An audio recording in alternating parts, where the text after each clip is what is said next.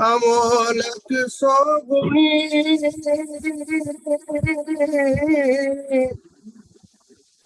जो प्रेम भगत चित आए।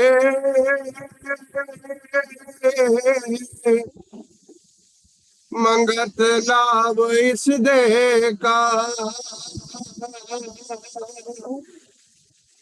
पल पल ले वो कमाए।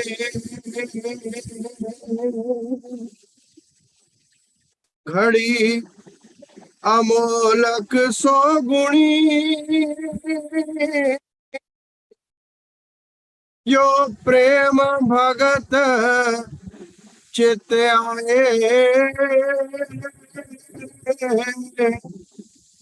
मंगत लाभ इस देह का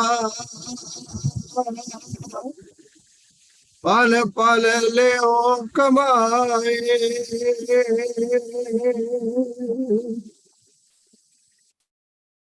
सतगुरु बचन हृदय धरो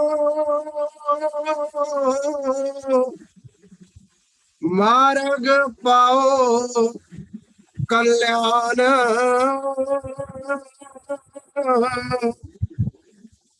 गुरु समदाता ना कोई जो खोजे तीन जहान। बिछड़ा जन्म अनेक का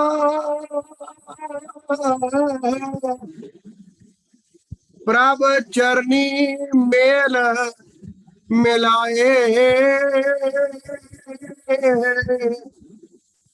सतगुर की सुन सिखिया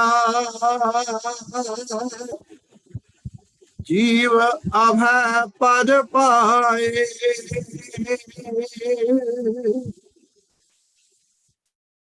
जलन मिटी सब जीव की तन मन ठांडा होए। दीन गरीबी बंदगी सत मार्ग ले परोए।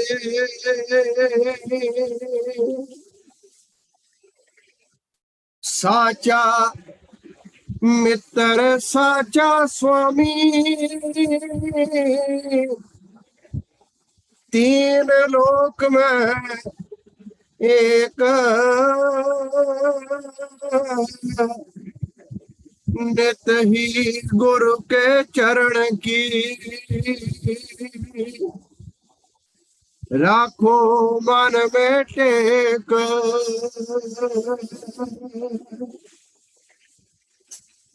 और जतन सब छोड़ के गुरु की सीख विचार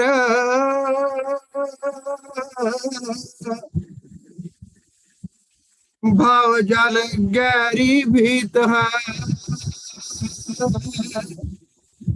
सहज में उतर पार।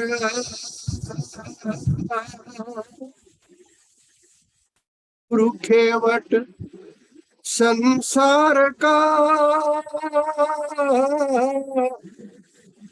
पाल में करे उद्धार।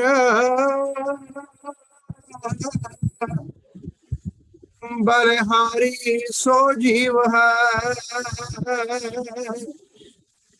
जो गुरु के चरण पधार। आद व्याध सकली मिटा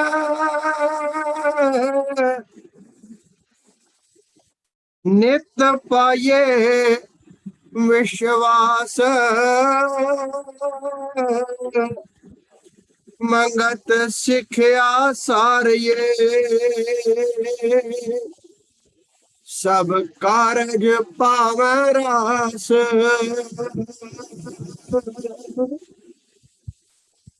आद व्याध सकली मिट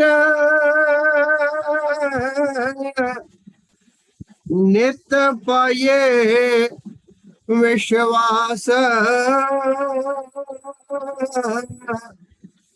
मंगत सिखया सार ये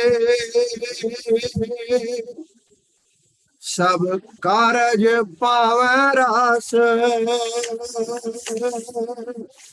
ओ ब्रह्म सत्य सर्वधार।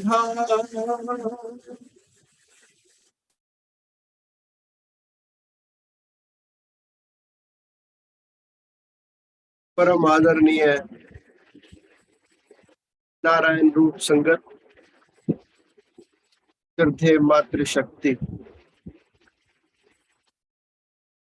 एक समय था जब घर से कोई युवा सफर पर जाता था। घर के बड़े बुजुर्ग सियाने उसे कुछ ताकीद किया करते थे, कुछ हिदायत दिया करते थे। सफर में ये करना है, ये नहीं करना है।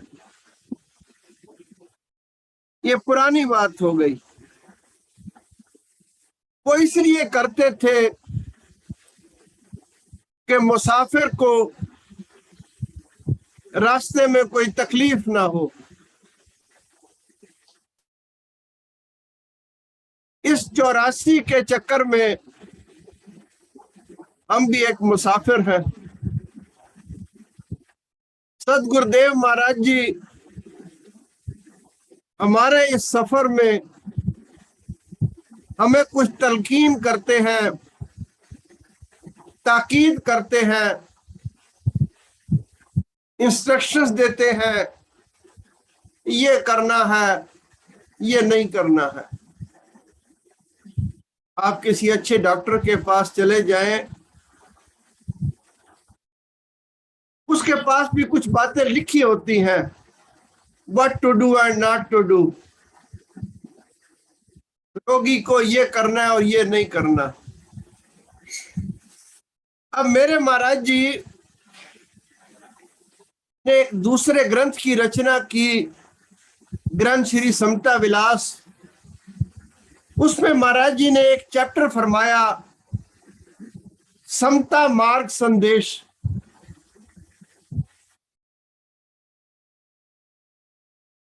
अब इस समता मार्ग संदेश में यानी हम जो यात्री हैं, जिनकी मंजिले मकसूद सम तत्व की प्राप्ति है, समता बुद्धि की प्राप्ति है, उनको इस यात्रा में कैसे जीवन यापन करना चाहिए। अब सुनने के बाद मानना या ना मानना ये मेरी बुद्धि पर और मेरे भाग पर निर्भर करता है। आचार्य द्रोण ने शिक्षा सबको एक जैसी दी। जिसने मान ली वो अर्जुन बन गए, जिसने नहीं मानी वो दुर्योधन बन गए। अर्जुन ने संसार को जीता, महाभारत को जीता। दुर्योधन ने सब गुरुओं का साथ होते हुए भी वो महाभारत हार गया। भीष्म पितामह चाहे अनचाहे दुर्योधन के साथ थे। आचार्य द्रोण भी दुर्योधन के साथ थे। गुरु कृपाचार्य वो भी दुर्योधन के साथ थे, मगर गुरु की सीख उसने नहीं मानी। लेकिन जिसने सीख मान ली वो ये महाभारत की बाजी जीत सकता है। मेरे महाराज जी के कुछ वचन हैं समता मार्ग संदेश में, वो मैं एक एक करके आपकी सेवा में रखूंगा। इस चैप्टर का नाम महाराज जी ने समता मार्ग संदेश रखा है। इसमें जो पहला फरमान, पहली हिदायत, पहली इंस्ट्रक्शन महाराज जी ने फरमाई,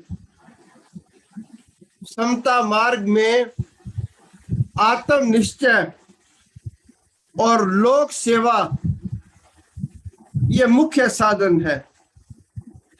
समता मार्ग में आत्म निश्चय और लोक सेवा ये मुख्य साधन है। आत्म निश्चय,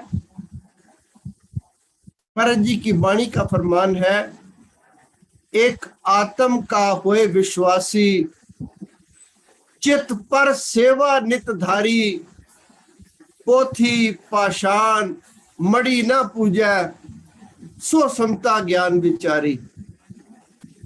क्योंकि धर्म मार्ग पर चलने के हर एक के अपने अपने तरीके हैं। अब किसी को आप गलत नहीं कह सकते, लेकिन बात वही सही होती है जो किसी रहबर ने फरमाई होती है। महाराज जी का फरमान है, एक आत्म का होए विश्वासी, यानी पूजा करनी, दान करना, सिमरन करना, याद करना, भजन करना केवल उस परम पिता परमात्मा का। इसके अलावा किसी और दूसरे का भरोसा करना ये महाराज जी की तालीम के मुताबिक ये ठीक नहीं है। फिर महाराज फरमान करते हैं, पोथी पाषाण मड़ी ना पूजा।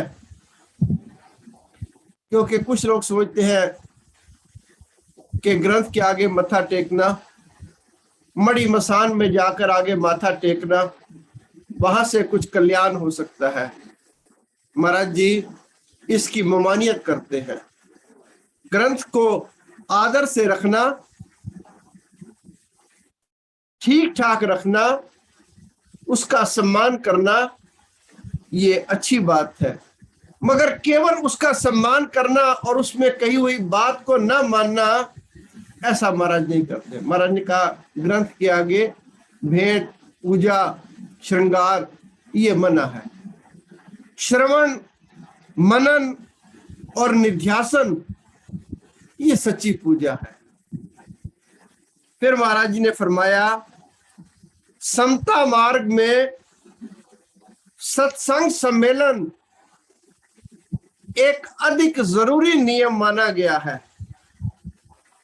क्यों? जिसमें हाजिर होकर अपनी कमजोरियों का विचार करना और सत नियमों को अपनाने की खातिर यत्न करना लाजमी है। सत्संग का होना, उसको मुनक्किद करना, उसमें हाजिर होना, लेकिन हाजिर होकर हम क्या करते हैं कि फलां जगह सम्मेलन हुआ, बहुत बढ़िया प्रसाद बना था, दाल भी बहुत अच्छी थी, खीर तो मैंने 2 बार ली। महाराज जी का फरमान है कि सम्मेलन में जाकर अपनी कमजोरियों का विचार करना। जब हम स्कूल या कॉलेज लाइफ में थे तो अगर किसी एक सब्जेक्ट में कमी रह जाए तो सप्लीमेंट्री या कंपार्टमेंट आ जाया करती थी कि इस सब्जेक्ट की आप दोबारा तैयारी करें। महाराज जी का भी फरमान है कि दूसरे सम्मेलन पर जब आप जाएं तो विचार करें कि पिछले साल के बनिस्बत इस बार कौन सी कमजोरी मैंने छोड़ी है, अपने कौन से अवगुण को मैंने अलविदा कहा है। अगर 50 साल भी जाने के बावजूद मैंने एक भी अपनी कमजोरी को नहीं छोड़ा तो फिर सत्संग में जाने का, तो सम्मेलन में जाने का कोई फायदा ना हुआ। दूसरा, महाराज इसलिए भी फरमाते हैं कि सम्मेलन जरूरी है। महाराज जी का एक वचन है वाणी में, यज्ञ कर्म सत धर्म है द्वैत भरम करे नाश। यानी जब मैं प्रसाद वितरण के लिए पंगत में जाऊं तो मेरे में द्वैत नहीं होना चाहिए। ये वहां पर एक शुरुआत परिपाटी है कि द्वैत को खत्म करना और अद्वैत में मिलना। वास्तव में ये पूर्ण है। मेरे जीवन की परिपाटी में ये बात आनी चाहिए कि द्वैत को मुझे छोड़ना है, क्योंकि महामंत्र में एक शब्द आता है अद्वैत पुरखा। अगर मुझे अद्वैत से मिलना है, अपने निस्वरूप से मिलना है, तो द्वैता है ना, दूरी का भाव कि ये दूसरा है और ये मेरा अपना है, इसको मुझे छोड़ना होगा। इसको छोड़ने की खातिर सम्मेलन अधिक जरूरी नियम माना गया है। फिर महाराज जी ने फरमाया समता मार्ग में, ये तीसरा वचन है महाराज जी का, देवी देवताओं और मूर्ति पूजा उनके सही आदर्श अनुकूल गुण व कर्म की धारणा, ये असली पूजा मानी गई है। हम कैसी पूजा करते हैं? मंदिर में जाते हैं, हनुमान जी के आगे धूप बत्ती करते हैं, माथा टेकते हैं और उसके बाद आ जाते हैं। किन गुणों करके हनुमान जी कहलाए? जहां भी भगवान राम का मंदिर होगा वहां हनुमान जी की भी स्थापना की गई है। इतनी महत्व हनुमान जी को क्यों दिया गया? ऐसे कौन से गुण थे? इन पर मैं कभी विचार नहीं करता। अगर मैं इन पर विचार नहीं करता तो हनुमान जी की जीवनी कैसी रही, इस पर ही विचार कर लूं मैं। अब रामायण हमने कई बार पढ़ी। आप अक्सर पढ़ते हैं रामायण में कि भगवान राम को वनवास हुआ। एक डोंगरे जी महाराज हुए हैं। जब भगवान राम को वनवास हुआ, जो भरत थे, भरत ने भगवान राम को भगवान नहीं माना हमारे अनुसार, मगर दिल से वो भगवान राम का, मर्यादा पुरुषोत्तम राम यानी अपने बड़े भाई का कैसा सम्मान करते थे और कैसा हार्दिक प्रेम करते थे, जरा इसका अवलोकन करते हैं। भरत जी जब भगवान राम के पास गए कि प्रभु आप वापस चले और अयोध्या पर विराजमान हो आसन पर, भगवान राम ने अनुज भरत को समझाया कि पिता का आशीर्वाद है, पिता का ऐसा वचन है महाराजा दशरथ का कि 14 साल मैं जंगल में रहूं और भरत राज करे। आप विचार करें, महाराज दशरथ के मुंह से ऐसा निकला ही नहीं, वो कह ही नहीं पाए, मगर उनकी मंशा उनको कैकेयी ने बताई, उनकी माता ने बतलाई। वो उस मंशा को समझते हुए वनवास को चले गए। अब जो वार्तालाप हुआ भरत जी में और भगवान राम में, प्रभु राम कहने लगे भरत, मुझको भी पिता की आज्ञा का पालन करना है और तुमको भी करना है। मुझको 14 बरस वनवास में काटने हैं, तुम्हें 14 बरस राज करना है। हम दोनों पिता की आज्ञा का पालन करें। भरत जी कहने लगे, क्योंकि कोई भरत जी ने जब अनुनय विनय सब कर ली तो भगत जी कहने लगे ठीक है प्रभु, लेकिन एक बात है प्रभु, एक बात का वायदा कीजिए आप कि 14 बरस के बाद एक दिन भी अगर आप ऊपर लगाया आपने और वापस अयोध्या ना पधारे तो ये भरत प्राण त्याग देगा। अब कितना स्नेह, कितना मान, कितना आदर, मर्यादा पुरुषोत्तम राम, जिनको वो अपने बड़े भाई मानते थे मगर भगवान तुल्य थे। भरत कहते हैं प्रभु 14 बरस के बाद एक दिन भी अगर आपने ऊपर लगाया तो ये भरत अपने प्राण त्याग देगा। प्रभु राम ने वायदा किया कि नहीं, 14 बरस समाप्त होते ही ये अयोध्या आ जाएंगे। फिर भरत जी ने कहा कि प्रभु मुझे कोई आसरा दीजिए, जिस आसरे के सहारे मैं अयोध्या वापस जा सकूं। भगवान राम ने अपनी चरण पादुकाएं भरत जी को दी।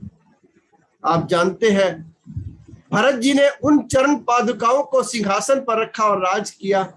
लेकिन डोंगरे जी महाराज एक स्थान पर लिखते हैं, श्री रामचंद्र जी ने भरत जी को चरण पादुकाएं दी। भरत जी को ऐसा आनंद हुआ कि ये चरण पादुकाएं नहीं है, ये प्रत्यक्ष प्रभु राम है और अब राम मेरे साथ है। क्योंकि भरत जी के मन में ये था कि मैं राम जी को मनाने के लिए आया हूं और राम जी नहीं माने तो कैसे मैं वापस जाऊंगा। जब चरण पादुकाएं उनको मिल गई तो भरत जी कहने लगे, अब श्री राम मेरे साथ हैं, अब मैं अकेला नहीं हूं, अब मैं जो अयोध्या जा रहा हूं तो श्री राम मेरे साथ हैं। प्रेम में वो शक्ति है। डोंगरे जी महाराज लिखते हैं, प्रेम में वो शक्ति है, प्रेम जड़ को चेतन बना सकता है। भगत जी उन चरण पादुकाएं में, भरत जी उन चरण पादुकाओं में श्री राम के दर्शन करते हैं। हम भी श्री राम की पूजा करते हैं। कभी उनकी मूर्ति में हमने साक्षात राम जी को देखा, कभी हनुमान जी की मूर्ति में हमने साक्षात हनुमान जी को देखा नहीं। हमारा देखना एक दिखलावा है। भरत जी का देखना एक अंतर की भक्ति है, ऐसी प्रेमा भक्ति है जो जड़ को चेतन बना सकती है। लौकिक दृष्टि से आप विचार करें तो चरण पादुकाएं जड़ है, मगर भरत जी को उनमें श्री राम के दर्शन होते हैं। अब फिर आप देखें, 14 बरस भगवान राम वनवास में रहे। 14 बरस भरत जी शैया पर नहीं सोए। डोंगरे जी महाराज लिखते हैं कि वन में रहकर तप करना ये कोई बड़ी बात नहीं है, राजमहल में रहकर तप करना ये बड़ी बात है। क्योंकि आम मानव को जंगल में उसकी बुद्धि को चंचल करने के लिए कुछ दिखाई नहीं देता, राजभवन में हर चीज दिखलाई देती है। भरत जी को राजभवन में हर चीज मुहैया थी, हर चीज अवेलेबल थी, मगर भरत जी ने किसी चीज का भी सेवन नहीं किया। अब भरत जी को पता चला कि जंगल में प्रभु राम कंद मूल खाते हैं। डोंगरे जी महाराज लिखते हैं कि भरत जी ने 14 साल क्या खाया।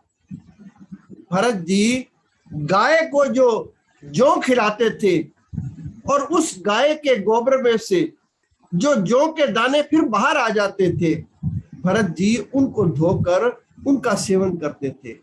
अब जरा विचार करें कि प्रभु की मूर्ति, क्योंकि महाराज जी का वचन है, इसका हमने अध्ययन करना है, इस पर हमने विचार करना है कि हम देवी देवताओं की कैसी पूजा करते हैं और कैसी कामना करते हैं, और भरत जी कैसी कामना करते थे, कैसी पूजा करते थे।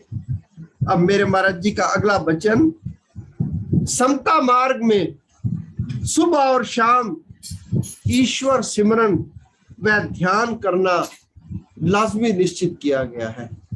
कई बार प्रेमी जन आपको बताते हैं कि इस आयु में इतना समय, इस आयु में इतना समय।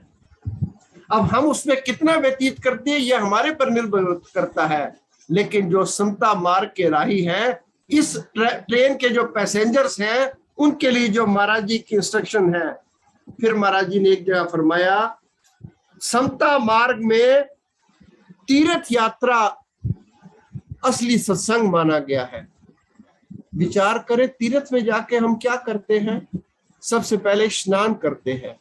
सत्संग में जाकर क्या होता है, क्योंकि तीर्थ में तन का स्नान होता है, जब सत्संग में हम बैठते हैं तो हमारे मन की जो मैल है ये दूर होती है, और मन की जो मलिनताई है, मन की जो मैल है, मन की जो द्वैत भावना है, ये सत्संग के बगैर कोई और साधन है ही नहीं।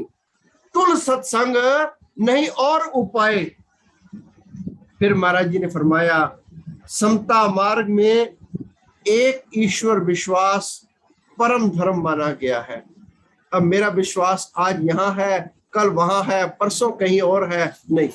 महाराज फरमान करते हैं, समता मार्ग में एक ईश्वर विश्वास परम धर्म माना गया है।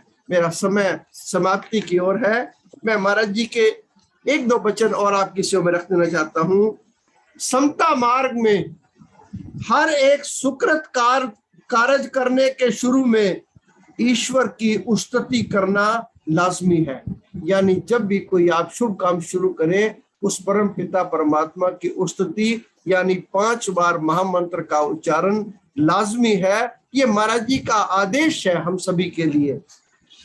फिर महाराज जी ने एक जगह फरमाया, समता मार्ग में हर एक अधिकारी की यथा योग्य सेवा करनी ये लाजमी है, और लोक दिखलावे की खातिर प्रपंच करना ये बिल्कुल मना है। महाराज जी ने फरमाया कि अगर आपको कहीं अधिकारी कोई दिखाई दे तो उसकी सेवा जरूर करें, लेकिन लोक दिखलावे की खातिर, यानी इस पंखे पर मेरा नाम लिखा जाए, इस गेट पर मेरा नाम लिखा जाए, इस फर्श पर मेरा नाम लिखा जाए, महाराज जी इसके विरुद्ध थे। महाराज जी किस चीज के हक में थे कि अगर आपके सामने कोई अधिकारी आ जाए, जरूरतमंद आ जाए, तो उसकी आप सेवा जितनी हो सके करें। ओम ब्रह्म सत्यम सर्ववाद।